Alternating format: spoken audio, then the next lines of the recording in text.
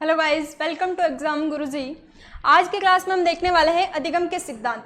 इससे पहले वाली क्लास में हमने देखा था अधिगम का अर्थ, अधिगम की परिभाषाएं, अधिगम के भेद तथा अधिगम स्थानांतरण। अभी हम पढ़ेंगे अधिगम के सिद्धांत। और अधिगम के सिद्धांत हमें बताते हैं कि बच्चा वाकई सीखता किस प्रकार है। तो अलग अलग मनोवैज्ञानिकों ने अलग अलग सिद्धांत बताए हैं और जो सबसे पहला सिद्धांत हमें पढ़ने को मिलता है वो है उद्दीपक अनुक्रिया का सिद्धांत। उद्दीपक अनुक्रिया का सिद्धांत,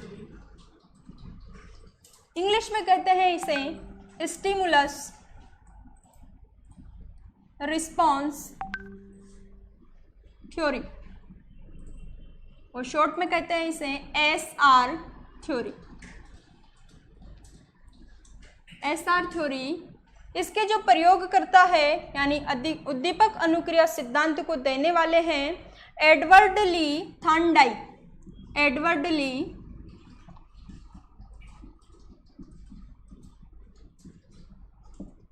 थॉर्नडाइक। थॉर्नडाइक जो थे वो अमेरिका के थे और इन्होंने जो अपना सिद्धांत दिया था वो दिया था 1913 में। 1913 में अपना सिद्धांत इन्होंने दिया था और एक पुस्तक लिखी थी इस सिद्धांत को देने के बाद जिसका नाम है एनिमल इंटेलिजेंसी। Animal intelligence.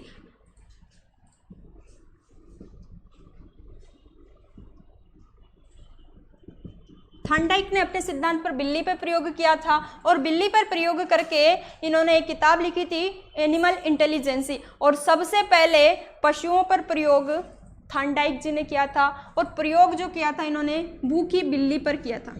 प्रयोग किया था भूखी बिल्ली पर। बिल्ली तो थी लेकिन वो भूखी थी, उसका पेट भरा हुआ नहीं था।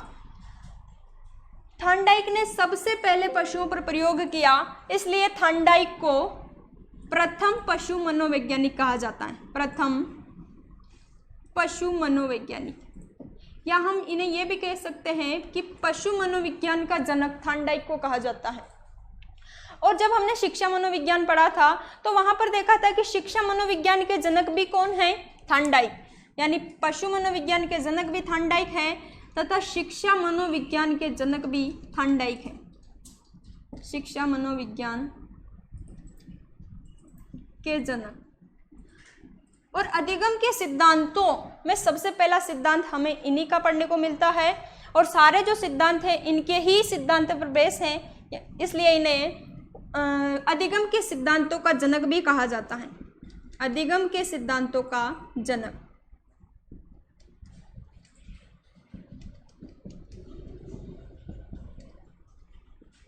थॉर्नडाइक को कहा जाता है। कितने नाम हो गए?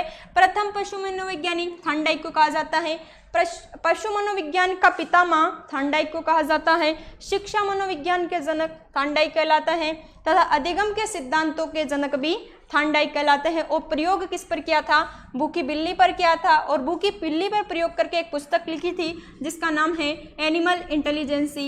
1913 में लिखी थी और 1913 में ही ये प्रयोग किया था। थॉर्नडाइक जो थे वो अमेरिका के थे।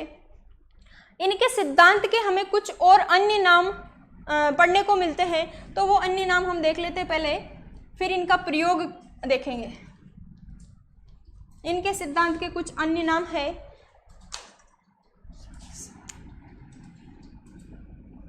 बंद का सिद्धांत। बंद का सिद्धांत ये भी उद्दीपक अनुक्रिया सिद्धांत का ही दूसरा नाम है। नेक्स्ट नाम मिलता है हमें संबंधवाद का सिद्धांत। संबंधवाद का सिद्धांत इसी को कहा जाता है। संयोजनवाद का सिद्धांत। संयोजनवाद का सिद्धांत। चौथा नाम मिलता है प्रयास एवं भूल का सिद्धांत। प्रयास एवं भूल का सिद्धांत। पांचवा नाम मिलता है प्रयत्न एवं त्रुटि का सिद्धांत। नेक्स्ट है हर्ष एवं दुख का सिद्धांत, हर्ष एवं दुख का सिद्धांत। नेक्स्ट है चयन का सिद्धांत, चयन का सिद्धांत। ये सारे इसी सिद्धांत के अन्य नाम हैं।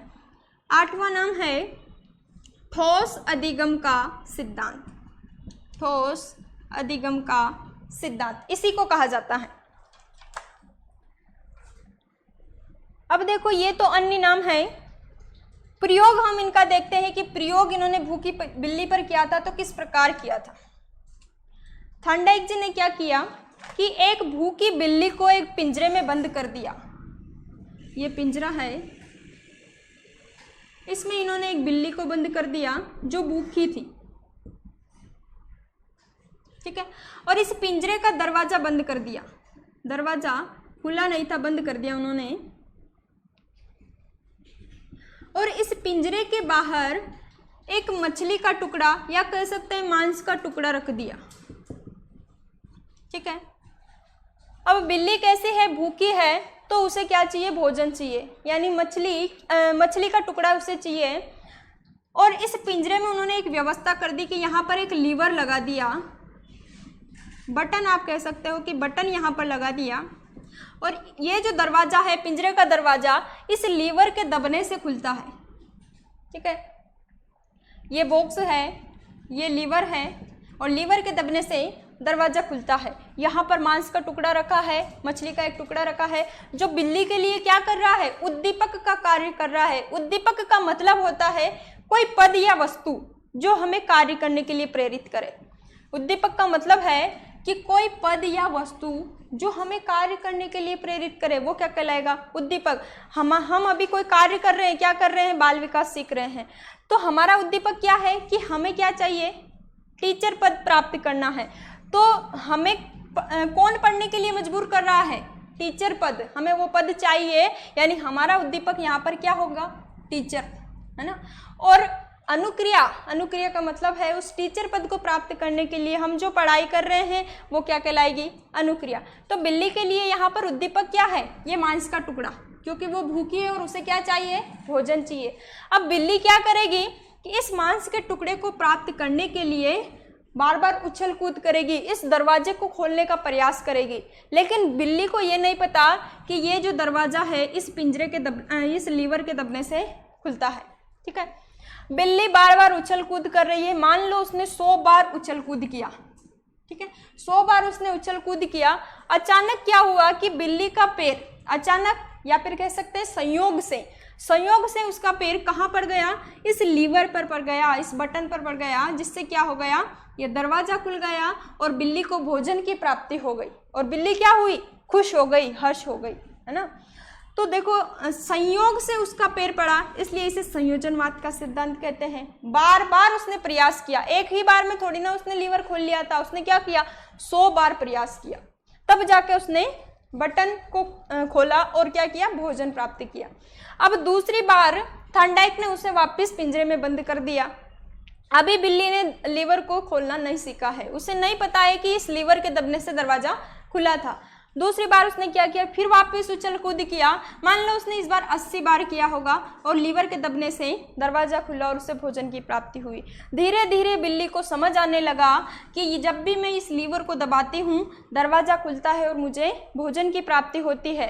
एक समय ऐसा आया, तीसरी बार उसने 50 बार क्रिया करी होगी, चौथी बार 25 बार, और ऐसे करते करते एक समय आया कि बिल्ली ने अब सीख लिया, यानी संबंध बना लिया, किसके बीच में, इस लीवर के और भोजन के बीच में। कैसे कि यहाँ पर पैर रखने से बटन दबता है, दरवाजा खुलता है और भोजन की प्राप्ति होती है। यानी अब उसने संबंध बना लिया, बंद बना लिया, इसलिए इसे बंद का सिद्धांत और संबंधवाद का सिद्धांत कहते हैं। अब बार बार बिल्ली उछल कूद नहीं करती, जैसे ही उसे पिंजरे में बंद किया जाता वो बटन दबाती, दरवाजा खुलता और भोजन की प्राप्ति होती, है ना। अब यानी अब उसने चयन कर लिया था, किसका चयन कर लिया था, बटन दबाना सीख लिया था, ठीक है। ठोस अधिगम उसने कर लिया था कि अब मुझे क्या करना है, केवल लीवर दबाना है और भोजन की प्राप्ति मुझे करनी है। यह है थॉर्नडाइक का प्रयोग जो उन्होंने बिल्ली पर किया था, ठीक है, जिसका नाम है उद्दीपक अनुक्रिया का सिद्धांत। और इस सिद्धांत पर प्रयोग करके उन्होंने एक पुस्तक लिखी थी जिसका नाम है एनिमल इंटेलिजेंसी 1913 में। आगे हम देखते हैं कि इस पर प्रयोग करके थॉर्नडाइक जी ने 2 निष्कर्ष निकाले। बिल्ली पर प्रयोग करके थॉर्नडाइक जी ने 2 निष्कर्ष निकाले और ये निष्कर्ष थे, 2 निष्कर्ष ये थे कि उनका कहना है कि जब भी आपको यदि किसी को कुछ व्यवहार सिखाना है, यानी किसी को कौन अधिगम करता है ना, जो अधिगम सीख रहा है वो क्या कहलाएगा, अधिगम करता। और उन्होंने कहा है कि वो जो अधिगम करता है वो आंतरिक रूप से प्रेरित होना चाहिए। यानी इस सिद्धांत को देने के बाद उन्होंने 2 निष्कर्ष निकाले। पहला निष्कर्ष बताया कि अधिगमकर्ता आंतरिक रूप से प्रेरित होना चाहिए, आंतरिक रूप से प्रेरित होना चाहिए, ठीक है। और दूसरे निष्कर्ष में उन्होंने बताया कि उद्दीपक का प्रभावी होना चाहिए, उद्दीपक का प्रभावी होना चाहिए। इसका मतलब ये है कि यहाँ पर हम देखते हैं कि बिल्ली ने दरवाज़ा खोलना क्यों सीखा था, कि वो क्या थी, भूखी थी, यानी आंतरिक रूप से क्या थी, प्रेरित थी, उसे क्या चाहिए था, भोजन चाहिए था। अब यदि उसने जब दरवाज़ा खोला और उसे मांस का टुकड़ा मिला, यदि इतने प्रयास करने के बाद भी उसे मांस का टुकड़ा नहीं मिलता तो बिल्ली क्या होती, नर्वस हो जाती और दूसरी बार वो कभी भी दरवाजे को खोलने का प्रयास नहीं करती। यानी कहने का मतलब ये है कि यदि अधिगमकर्ता आंतरिक रूप से प्रेरित हैं तो उद्दीपक भी उतना ही प्रभावी होना चाहिए, यानी भोजन जो मिला है बिल्ली को वो भरपेट मिलना चाहिए, ठीक है। उद्दीगम का प्रभावी होना जरूरी है। ये 2 निष्कर्ष उन्होंने अपने सिद्धांत में बताए। और इस सिद्धांत को देने के बाद थॉर्नडाइक जी ने एक और पुस्तक लिखी थी, एजुकेशन साइकोलॉजी, एजुकेशन साइकोलॉजी। और उस एजुकेशन साइकोलॉजी पुस्तक में इन्होंने सीखने के 3 मुख्य और 5 गौण नियम बताए। पुस्तक का नाम है एजुकेशन साइकोलॉजी।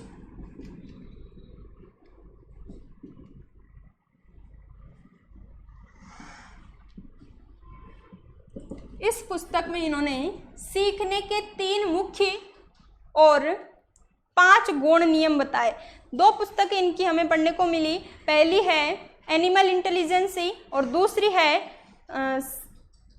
Education psychology. इस पुस्तक में 8 नियम बताए जिनको 2 भागों में डिवाइड किया, 3 मुख्य और 5 गौण। तो हम पढ़ेंगे थॉर्नडाइक के सीखने के नियम, थॉर्नडाइक के सीखने के नियम।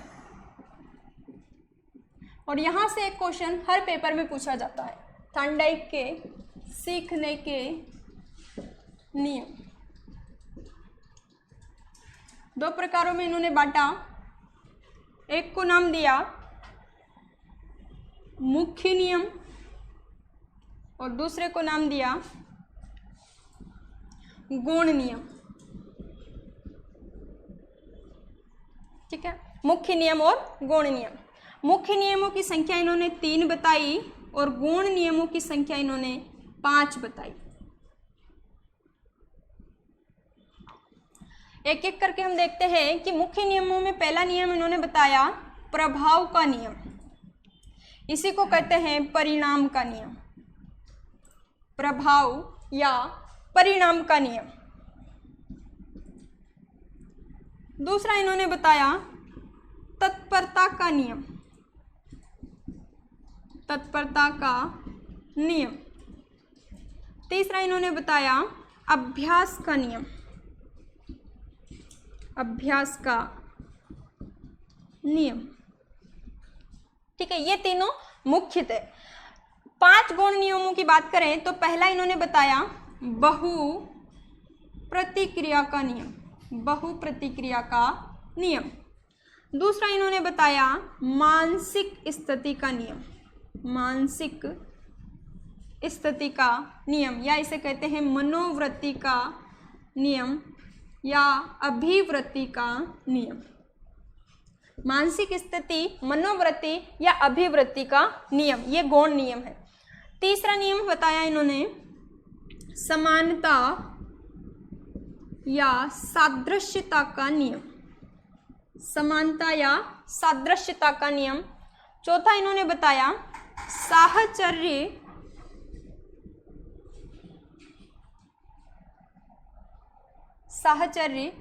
स्थानांतरण का नियम।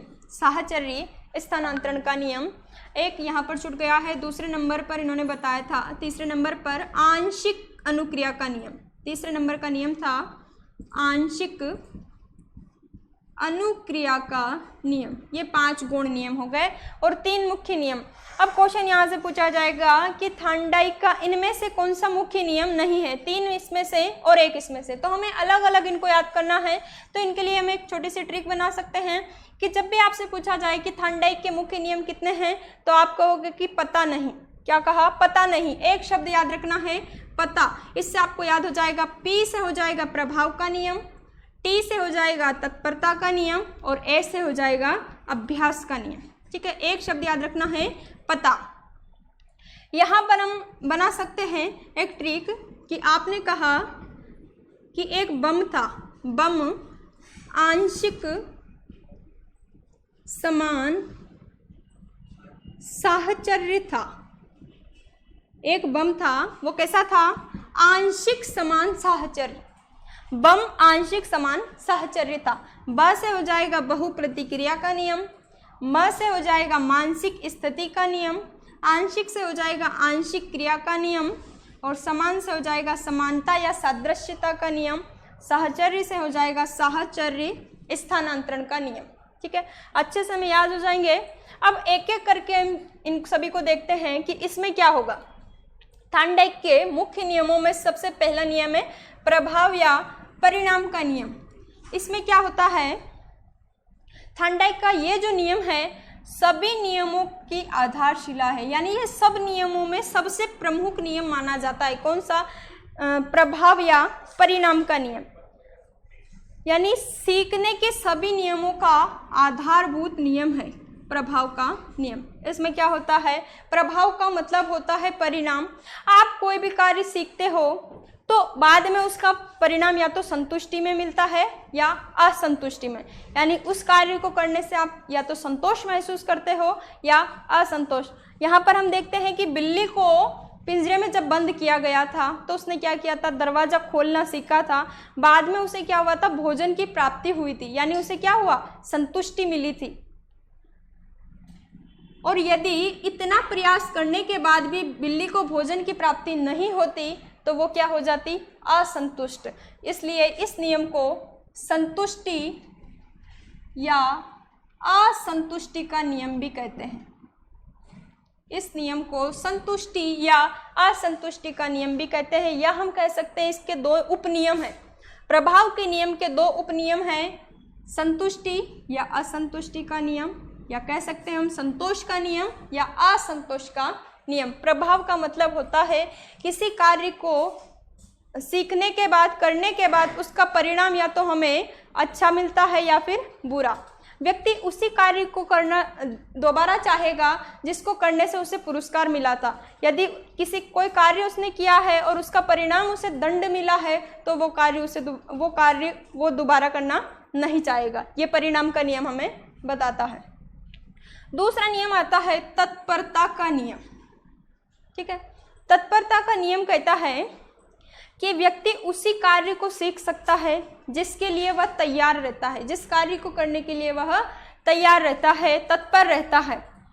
अभी आप बाल विकास पढ़ रहे हो और आपने मन में सोच लिया कि मुझे तो बाल विकास समझ में आता ही नहीं है, चाहे कुछ भी कर लो मुझे बाल विकास समझ में नहीं आता, तो फिर तो भगवान भी आकर आपको पढ़ा दे तो फिर भी आपको बाल विकास समझ में नहीं आएगा। क्यों? क्योंकि आपने मन में सोच लिया है आप कि मुझे तो बाल विकास पढ़ना ही नहीं है, आप उस कार्य को करने के लिए तत्पर हो ही नहीं। यानी यदि मानसिक रूप से किसी कार्य को करने के लिए आप तत्पर हो तो उस कार्य को सीख जाओगे। इसके लिए बार बार एक उदाहरण भी पूछा जाता है कि घोड़े को खींच के आप तालाब तक तो ले जा सकते हो लेकिन उसे पानी पीने के लिए बाध्य नहीं कर सकते। थार्नडाइक के किस नियम का उदाहरण है? तत्परता के नियम का। आप उसे जबरदस्ती खींच के तालाब तक ले गए लेकिन पानी पिलाने के लिए आप उसे बाध्य नहीं कर सकते जब तक उसकी इच्छा न हो, जब तक वो पानी पीने के लिए तैयार न हो। एक और उदाहरण हम देख सकते हैं कि एक छोटा बच्चा है, उसे हम डांट के घर में पढ़ने के लिए बिठा सकते हैं, है ना। पापा की डर की वजह से वो कॉपी लेके ज़रूर बैठ जाएगा, लेकिन कुछ भी सीख नहीं पाएगा। क्यों? क्योंकि वो मन से पढ़ने के लिए तैयार नहीं है, पढ़ने के लिए वो तत्पर नहीं है। यानी बालक को आप ज़बरदस्ती पढ़ने के लिए बिठा सकते हो, लेकिन उसे कुछ सीखने के लिए बाध्य नहीं कर सकते। तीसरा उदाहरण हम ले सकते हैं कि एक खिलाड़ी को हम मैदान में तो उतार सकते हैं, लेकिन उसे शतक बनाने के लिए बाध्य नहीं कर सकते जब तक वो तत्पर नहीं है शतक बनाने के लिए। ठीक है, ये तत्परता का नियम हमें कहता है। तीसरा नियम आता है अभ्यास का नियम। ठीक है, अभ्यास का नियम। अभ्यास का नियम बताता है हमें कि कोई कार्य है उसे बार बार प्रैक्टिस करके हमने सीख लिया, है ना, तो वो हम ज़रूर सीख जाएंगे। बार बार यदि किसी कार्य का प्रयास कर रहे हैं, अभ्यास कर रहे हैं, रोज़ रोज़ उसे ही याद कर रहे हैं, तो वो कार्य हमें ज़रूर उस कार्य को हम ज़रूर सीख जाएंगे। ऐसा अभ्यास का नियम कहता है। और इसके दो उपनियम हैं। अभ्यास के नियम के दो उपनियम हैं। एक है उपयोग का नियम और एक है अनुपयोग का नियम, है ना। कोई कार्य आपने बार बार अभ्यास करके सीख लिया। उदाहरण के तौर पे मैं ले सकती हूँ कि मैंने DCA किया है, तो मैंने क्या किया कि DCA करने के लिए मुझे क्या करना पड़ा, टाइपिंग सीखनी पड़ी। कौन कौन सी? हिंदी भी सीखी और अंग्रेजी भी सीखी। ये मैंने क्या किया, बार बार टाइपिंग अभ्यास करके टाइपिंग सीख ली, हिंदी भी सीखी और अंग्रेजी भी सीखी। बाद में मैंने क्या किया कि अंग्रेजी टाइपिंग तो हम मोबाइल यूज़ करते हैं तो रोज़ ही हमारा काम पड़ता रहता है, तो अंग्रेजी टाइपिंग तो मैंने क्या किया, रोज़ यूज़ करती रही, यानी उसका क्या करती रही, उपयोग करती रही, उसे जीवन में दोहराती रही, तो वो मेरे लिए क्या हुआ, उपयोगी हुआ। और हिंदी जो टाइपिंग है वो मैंने एक बार सीखने के बाद जीवन में उसका उपयोग नहीं किया, तो अब मैं हिंदी टाइपिंग को क्या भूल गई हूँ, यानी वो मेरे लिए क्या हुआ, अनुपयोगी हुआ। दोनों ही कार्य में मैंने समान टाइम देकर दोनों ही कार्य को सीखा था, लेकिन एक को बार बार जीवन में दोहराया, यानी क्या किया, उपयोग किया, और एक को जीवन में दोहराया नहीं, यानी वो कार्य मेरे लिए क्या हुआ, अनुपयोगी हुआ। तो अभ्यास के नियम के दो उपनियम हैं, उपयोग का नियम और अनुपयोग का नियम। ठीक है, ये मुख्य नियम हुए तीनों। इसके बाद हम देखते हैं कि गौण नियम हमें क्या बताते हैं। थॉर्नडाइक के 5 गौण नियम हमें क्या बताते हैं। पहला नियम मिलता है बहुप्रतिक्रिया का नियम। थॉर्नडाइक का पहला नियम है बहुप्रतिक्रिया का नियम। अब देखो, बहु का मतलब होता है बहुत सारा, बहुप्रतिक्रिया बहुत सारी क्रियाएं करना।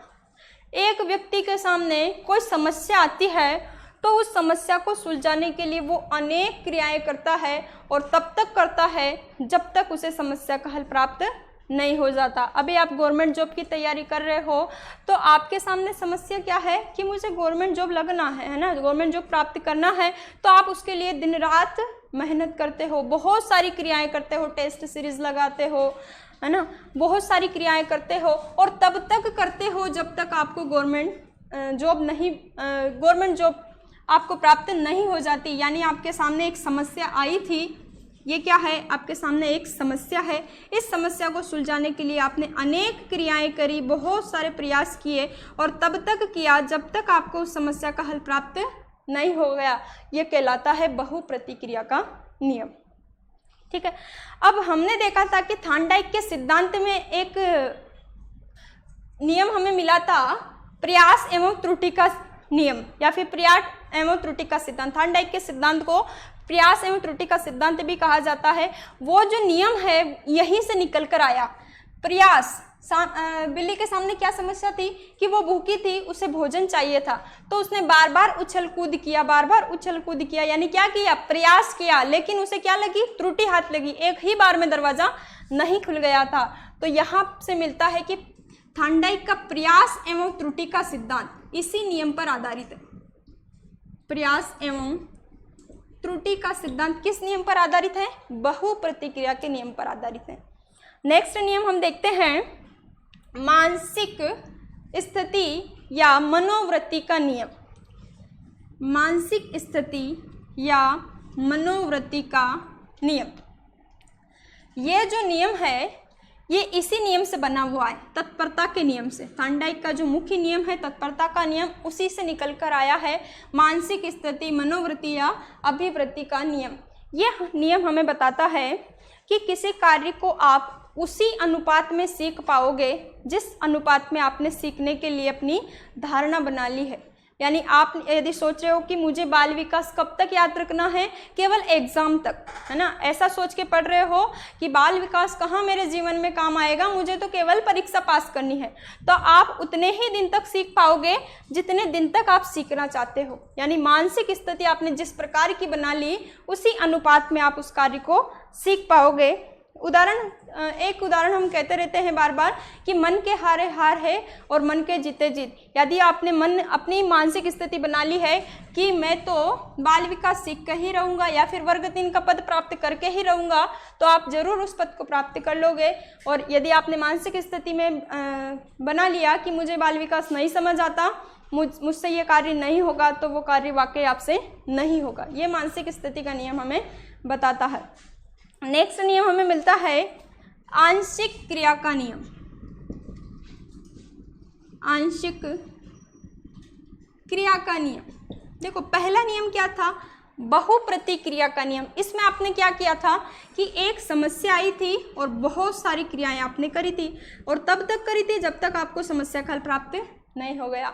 जबकि आंशिक क्रिया का नियम कहता है कि जब भी आपके सामने कोई बड़ी समस्या आए तो आपको क्या करना है, उसे छोटे छोटे भागों में तोड़ लेना है। छोटे छोटे भागों में उस समस्या को बांटने से कार्य आसान हो जाता है और आप उस कार्य को कर लेते हो, उस व्यवहार को सीख जाते हो। ऐसा आंशिक क्रिया का नियम कहता है। उदाहरण के तौर पे हम देख सकते हैं कि हमारे वर्ग 3 में कितने सब्जेक्ट हैं, 5 सब्जेक्ट हैं, है ना। वर्ग 3 में मैथ्स, पर्यावरण, संस्कृत या इंग्लिश, बाल विकास और हिंदी, टोटल 5 सब्जेक्ट हैं।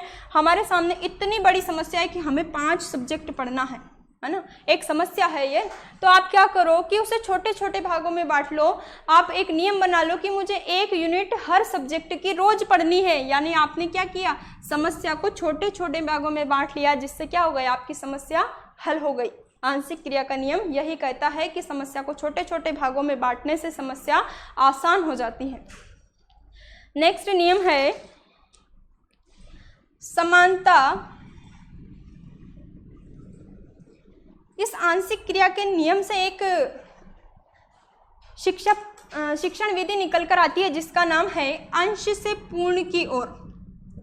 अंश से पूर्ण की ओर जो शिक्षण विधि दी जाती है, यानी किसी कार्य को छोटे छोटे भागों में बांटकर जो कार्य किया जाता है, वो जो शिक्षण विधि है वो यहीं से निकल कर आई, आंशिक क्रिया के नियम से। अंश से पूर्ण की ओर शिक्षण सूत्र आंशिक क्रिया के नियम से निकल कर आया। चौथा नियम हमें पढ़ने को मिलता है समानता या सादृश्यता का नियम। समानता या सादृश्यता का नियम, ये नियम हमें बताता है, इस नियम का जो संबंध है वो पूर्व ज्ञान है। समानता या सादृश्यता के नियम का संबंध पूर्व ज्ञान से है। इसका मतलब है कि यदि आप कोई नवीन ज्ञान सीख रहे हो तो नवीन ज्ञान सीखने से पहले उस ज्ञान का संबंध पुराने ज्ञान से स्थापित कर लो। आप कोई नवीन कार्य सीख रहे हो तो उस नवीन कार्य का संबंध किससे स्थापित कर लो, पूर्व में आपने जो कार्य किया था, तो आपका कार्य आसान हो जाएगा। ऐसा समानता या सादृश्यता का नियम कहता है। उदाहरण के तौर पे हम ले सकते हैं कि एक टीचर ने बच्चे को जोड़ना सिखा दिया, शिक्षक ने बच्चों को जोड़ना सिखा दिया, और बाद में मान लो टीचर ने बच्चे को सिखाया 3 + 2 5 होता है, और छोटे बच्चों को हम कैसे सिखाते हैं कि 3 लाइनें खींचो, फिर 2 लाइनें खींचो और इन सबको गिनो, जितने अंक आएंगे उनको यहाँ पर लिखो। यह शिक्षक ने बच्चे को सिखा दिया। बाद में बच्चे के सामने एक समस्या आई कि उसे क्या करना है, 2 + 4 को जोड़ना है। ठीक है, ये क्या है, पूर्व ज्ञान। बच्चे को आता है कि 3 + 2 को कैसे जोड़ते हैं, जबकि अब नवीन समस्या क्या है कि 2 + 4 को कैसे जोड़ते हैं। तो बच्चा क्या कर रहा है, नवीन कार्य करने से पहले उसका संबंध पूर्व ज्ञान से जोड़ रहा है कि शिक्षक ने यहाँ पर 3 थे तो 3 लाइन खींची थी, तो मुझे क्या करना है, 2 लाइन खींचनी है, और यहाँ पर 4 खींचनी है, और इन सभी को जोड़ के यहाँ पर लिखना है 6। यानी बच्चे ने क्या किया, नवीन ज्ञान सीखने से पहले उसका संबंध किससे स्थापित किया, पूर्व ज्ञान से। यही हमें समानता या सादृश्यता का नियम बताता है। नेक्स्ट और लास्ट नियम है साहचर्य स्थानांतरण का नियम। पांचवा नियम है इनका साहचर्य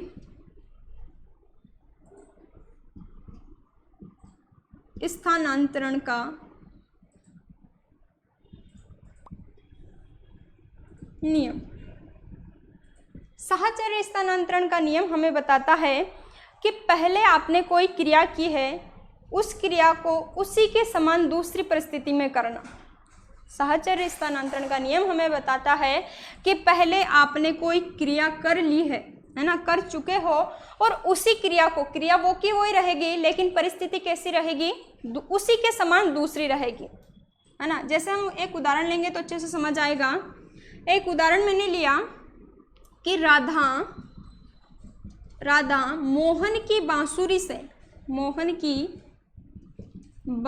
से उसी प्रकार प्रेम करती है जिस प्रकार मोहन से करती थी, है ना। क्या क्रिया है, प्रेम करना। क्रिया क्या है, प्रेम करना। परिस्थिति क्या है, पहले किससे प्रेम करती थी, मोहन से। पहले मोहन से प्रेम करती थी, लेकिन अब किससे करती है, मोहन की बांसुरी से। दो शब्द आए, हमें क्या करना है, एक क्रिया निकालनी और इधर परिस्थिति निकालनी है। नियम क्या कहता है कि पहले आपने कोई क्रिया की है, पहले क्या किया था, प्रेम किया था, और कौन सी परिस्थिति में, मोहन से किया था, ठीक है। और दूसरी परिस्थिति में क्रिया वो ही रहेगी, यहाँ भी राधा प्रेम कर रही है लेकिन किससे, बांसुरी से। तो हमें समझ आया कि पहले कोई क्रिया हमने करी थी जिस परिस्थिति में, यदि वो ही क्रिया उसी के समान दूसरी परिस्थिति में कर रहे हैं तो वो कहलाएगा साहचर्य स्थानांतरण का नियम। बांसुरी किसकी है, मोहन की, यानी उसी के समान दूसरी परिस्थिति है। एक उदाहरण और हम लेते हैं तो अच्छे से हमें समझ आ जाएगा। एक उदाहरण हमने लिया कि एक माँ है जिसका बेटा उससे दूर जा रहा है। क्या उदाहरण है कि एक माँ है जिसका बेटा उससे दूर जा रहा है, हो सकता है कहीं विदेश जा रहा हो, आर्मी में जा रहा हो, तो माँ क्या कर रही है, बेटे के जाने पर रो रही है। क्या उदाहरण लिया कि एक माँ है, उसका बेटा उससे दूर जा रहा है, तो माँ की जो प्रतिक्रिया होगी वो क्या होगी, रोना, है ना।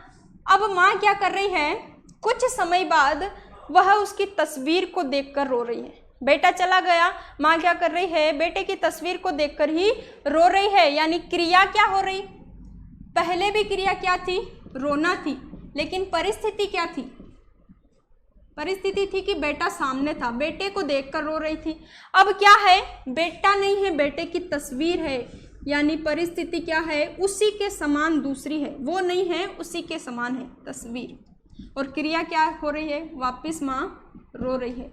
यानी क्रिया वो ही रहेगी लेकिन परिस्थिति उसके समान दूसरी रहेगी, ठीक है। ये हमें साहचर्य स्थानांतरण का नियम बताता है, ठीक है। तो ये थॉर्नडाइक के 5 नियम हमने कंप्लीट किए और पांचों ही नियम उनके बहुत इंपॉर्टेंट है। एक बार और हम रिवीजन कर लेते हैं।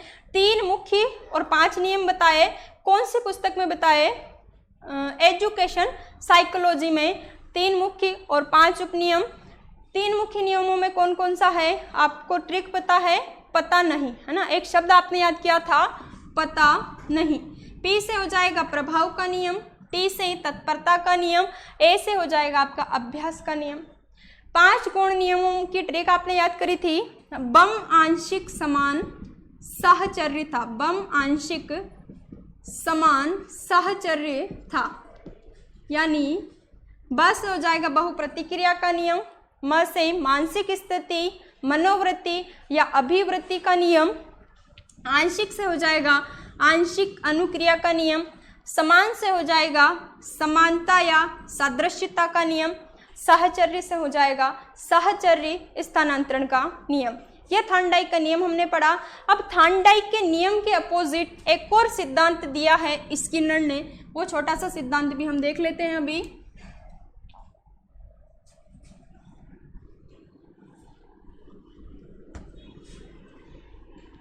स्किनर जी का जो सिद्धांत है थॉर्नडाइक के सिद्धांत का बिल्कुल अपोजिट है। थॉर्नडाइक के सिद्धांत का नाम अभी हमने देखा था क्या था, उद्दीपक अनुक्रिया का सिद्धांत, जबकि स्किनर के सिद्धांत का नाम है अनुक्रिया उद्दीपक सिद्धांत, अनुक्रिया उद्दीपक सिद्धांत। ठीक है, इसको हम कहेंगे response stimulus theory, response stimulus theory, यानी ये हो जाएगा आरएस थ्योरी या आरएस सिद्धांत, जो किसने दिया, बीएफ स्किनर ने, बीएफ स्किनर। ये जो स्किनर जी थे ये भी अमेरिका के थे, थॉर्नडाइक भी अमेरिका के थे और बीएफ स्किनर भी अमेरिका के थे, है ना। प्रयोग इन्होंने किया था, दो प्रयोग किए थे इन्होंने। पहला प्रयोग इन्होंने किया था चूहे पर और दूसरा प्रयोग इन्होंने किया था कबूतर पर। पहला प्रयोग चूहे पर 1938 में किया था और जबकि कबूतर पर इन्होंने प्रयोग किया था 1943 में। ठीक है, इनके सिद्धांत का नाम है आरएस थ्योरी। अब इन्होंने क्या किया कि थॉर्नडाइक जी ने जो एसआर सिद्धांत दिया था उसको काय में बदला, आरएस में, यानी क्या किया स्किनर जी ने एसआर को आरएस में बदला, स्किनर ने एसआर को आरएस में बदला, यानी स्टिमुलस रिस्पॉन्स से क्या कर दिया, रिस्पॉन्स स्टिमुलस।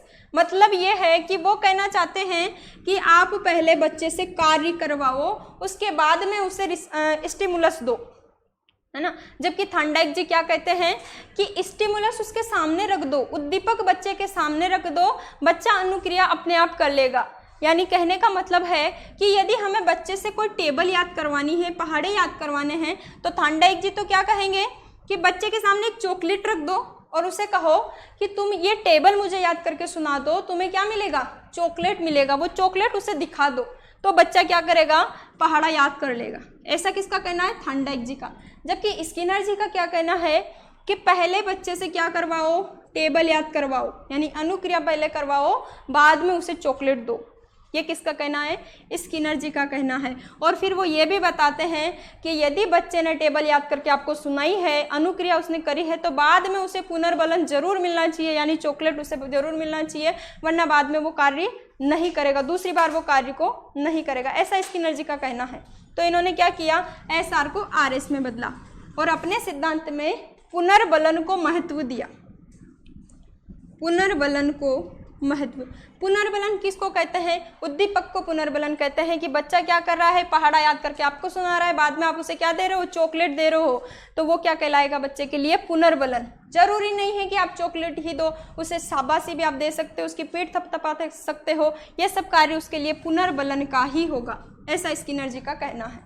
ठीक है, तो इनके सिद्धांत के कुछ अन्य नाम हमें देखने को मिलते हैं, वो हम देख लेते हैं। इस सिद्धांत में एक बहुत ही इंपॉर्टेंट बात है कि ये जो स्किनर जी का सिद्धांत है ये पूरा का पूरा थॉर्नडाइक जी के प्रभाव के नियम पर आधारित है। स्किनर का जो सिद्धांत है अनुक्रिया उद्दीपक का सिद्धांत, ये थॉर्नडाइक के प्रभाव के नियम पर आधारित है, प्रभाव के नियम पर आधारित है। कैसे, थॉर्नडाइक जी का प्रभाव का नियम क्या कहता था कि बच्चा कोई भी कार्य करता है, कोई भी व्यवहार सीखता है, तो बाद में जो उसका परिणाम उसे मिलता है या तो अच्छा मिलता है या बुरा, यानी या तो उसे पुरस्कार मिलेगा या दंड।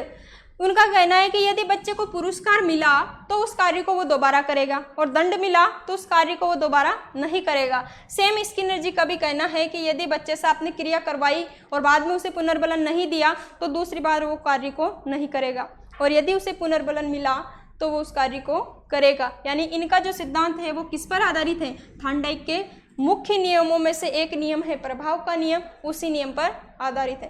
देखते हैं इसके अन्य उपनाम, इसे और क्या क्या नामों से जाना जाता है। तो पहला नाम है इसका क्रिया प्रसूत का सिद्धांत, क्रिया प्रसूत का सिद्धांत।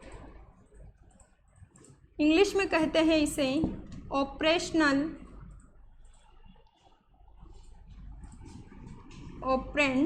कंडीशनल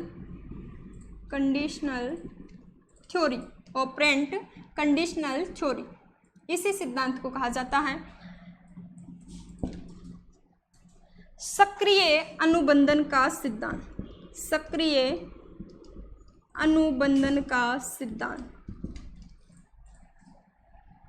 कार्यात्मक अनुबंधन का सिद्धांत, कार्यात्मक अनुबंधन का सिद्धांत। नियमित अनुबंधन का सिद्धांत, नियमित अनुबंधन का सिद्धांत। व्यवहार का द्विकारक सिद्धांत, व्यवहार का द्विकारक सिद्धांत, यानी अपने इस सिद्धांत में स्किनर ने दो प्रकार के व्यवहार बताए, इसलिए इसे व्यवहार का द्विकारक सिद्धांत भी कहा जाता है। और कहा जाता है इसे RS का बंद सिद्धांत, RS का बंद सिद्धांत। साधनात्मक अनुबंधन का सिद्धांत, साधनात्मक अनुबंधन का सिद्धांत। प्रेरणास्पद सिद्धांत, प्रेरणास्पद सिद्धांत। 10वां है सबलीकरण का सिद्धांत, सबलीकरण का सिद्धांत। सबलीकरण का मतलब होता है पुनर्बलन। यह कहते हैं कि कोई कार्य यदि बच्चा कर रहा है तो उसे सबलीकरण मिलना चाहिए, पुनर्बलन जरूर मिलना चाहिए। ये इस सिद्धांत के कुछ उपनामी हैं और प्रयोग इन्होंने किया था चूहे और कबूतर पर। तो किस प्रकार किया था वो हम देख लेते हैं। पहला प्रयोग इन्होंने किया था चूहे पर, प्रयोग नंबर पहला चूहे पर 1938 में। इन्होंने क्या किया कि एक बॉक्स लिया और ये जो बॉक्स था अंधेरा था, यानी इसमें लाइट तो थी लेकिन उसका स्विच ऑफ था। बॉक्स कैसा है? अंधेरा है। बाद में स्किनर जी के शिष्यों ने स्किनर जी की मृत्यु के बाद उनकी याद में इस बॉक्स का नाम स्किनर बॉक्स रख दिया, स्किनर बॉक्स। ठीक है, इस बॉक्स में स्किनर जी ने एक चूहे को बंद कर दिया और यहाँ पर एक रोलर लगा दिया और इस रोलर में ऐसी व्यवस्था थी कि यदि यह चूहा इस रोलर वाले मार्ग पर अग्रसर होगा तो यहाँ पर एक बटन के दबने से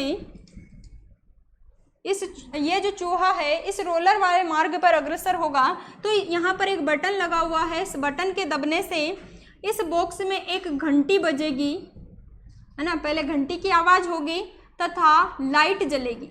घंटी की आवाज़ होते से यहाँ पर क्या होगा? लाइट जलेगी और यहाँ पर भोजन के कुछ टुकड़े रखे हुए हैं, रोटियों के कुछ टुकड़े रखे हैं। उनमें से एक रोटी आकर चूहे के प्याले में आकर गिरेगी।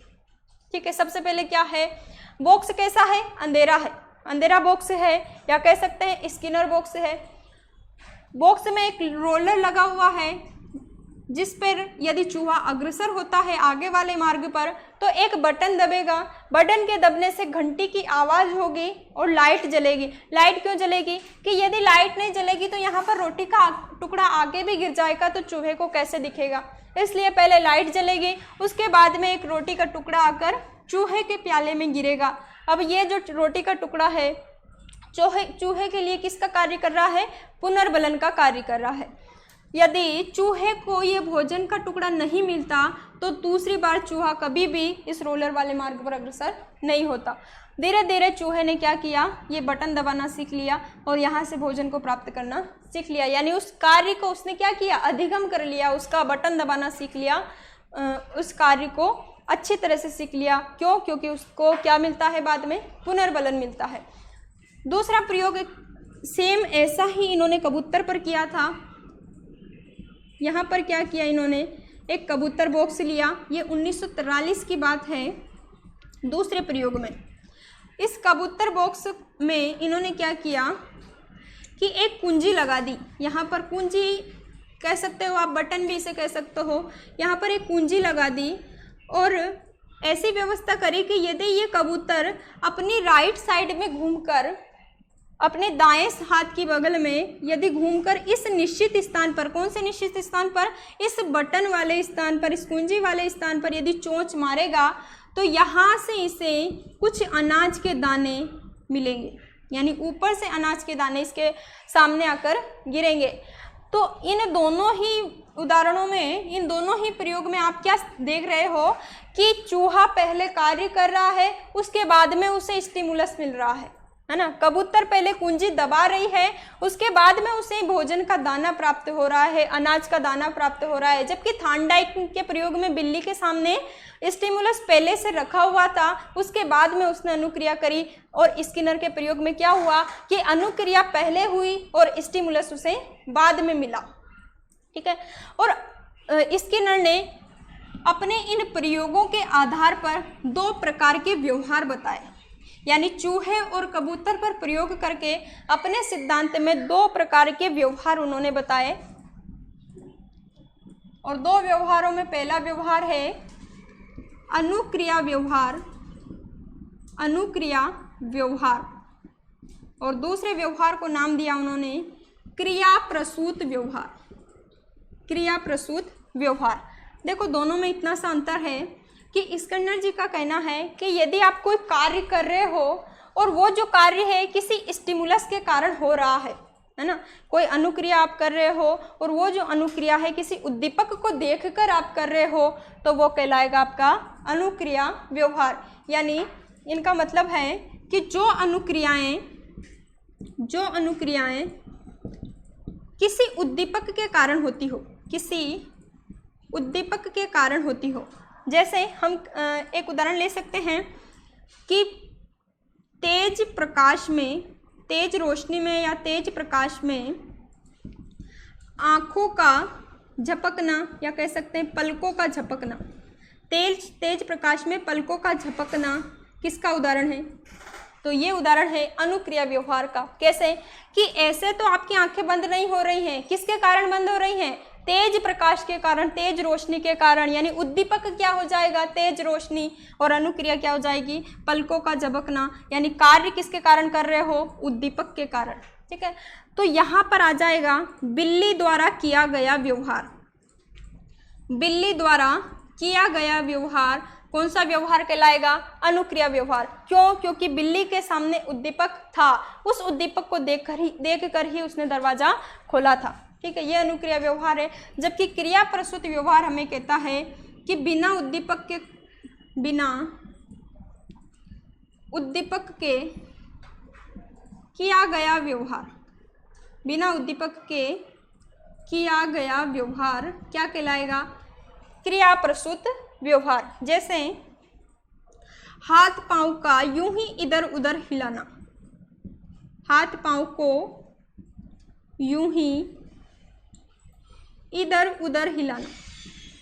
एक व्यक्ति है, वो अपने हाथ पांव को अपनी इच्छा से यूं ही इधर उधर हिला रहा है, यानी कोई उसे बाध्य नहीं कर रहा है, कोई उद्दीपक उसे बाध्य नहीं कर रहा है, कोई उसे कह भी नहीं रहा है, वो अपनी इच्छा से ही क्या कर रहा है? हाथ पांव को यूं ही इधर उधर हिला रहा है। तो वो जो व्यवहार कहलाएगा वो क्या कहलाएगा? क्रिया प्रसूत का व्यवहार। इसमें आ जाएगा चूहे द्वारा किया गया व्यवहार, चूहे द्वारा किया गया व्यवहार।